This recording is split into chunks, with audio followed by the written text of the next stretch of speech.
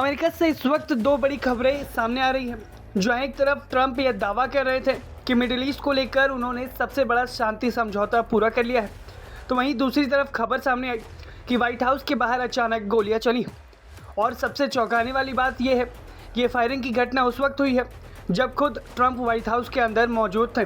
दरअसल अमेरिकी राष्ट्रपति ट्रंप ने social media platform truth social पर एक लंबा चौड़ा पोस्ट लिखा और उसमें दावा किया कि उनकी सऊदी अरब, यूएई, कतर, पाकिस्तान, तुर्की, मिस्र और कई अन्य देशों के नेताओं के साथ अहम बातचीत हुई है। और ट्रंप के मुताबिक ये चर्चा ईरान के साथ संभावित पीस एग्रीमेंट यानी शांति समझौते को लेकर हुई। उन्होंने कहा कि यह समझौता लगभग तैयार है और जल्द ही दुनिया के सबसे महत्वपूर्ण समुद्री रास्तों में से एक स्ट्रेट ऑफ हॉर्मुज़ को फिर से खोला जा सकता है।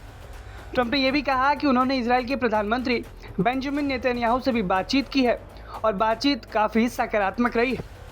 लेकिन इस पूरी कहानी में एक बड़ा ट्विस्ट तब आया जब ईरान की सरकारी न्यूज एजेंसी फार्स ने ट्रंप के इन सभी दावों को पूरी तरीके से खारिज कर दिया। ईरानी मीडिया ने कहा कि ट्रंप की बातें वास्तविकता से मेल नहीं खाती। ईरान ने साफ कहा कि स्ट्रेट ऑफ हॉर्मुज़ पर नियंत्रण पूरी तरीके से उसके हाथों में रहेगा। ईरान जहाज़ों की आवाजाही की संख्या को पहले जैसा कर सकता है, लेकिन इसका मतलब ये बिल्कुल नहीं होगा कि पहले की तरह फ्री पैसेज होगा। यानी जहाज़ कब गुजरेंगे, किस रास्ते से गुजरेंगे और किसे अनुमति मिलेगी, इसका फैसला ईरान ही करेगा। ईरान के दावे ने अमेरिकी राष्ट्रपति डोनाल्ड ट्रंप के उस दावे को पूरी तरीके से खारिज कर दिया। लेकिन इन सब के बीच वाशिंगटन डीसी से सबसे चौंकाने वाली खबर सामने आई और वो ये कि व्हाइट हाउस कॉम्प्लेक्स के पास अचानक फायरिंग हुई है।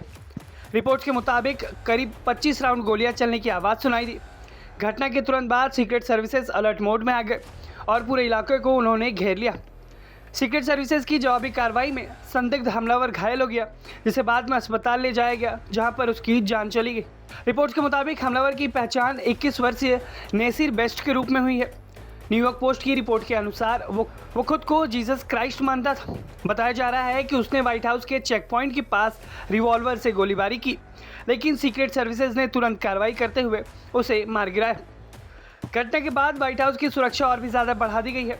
स्नाइपर्स की टीमों को छत पर तैनात कर दिया गया है, प्रेस ब्रीफिंग रूम को बंद कर दिया गया है और पत्रकारों को सुरक्षित स्थानों पर भेज दिया गया है। FBI के डायरेक्टर काश पटेल ने भी पुष्टि की है कि एजेंसी की टीमें मौके पर मौजूद है और मामले की जांच कर रही है।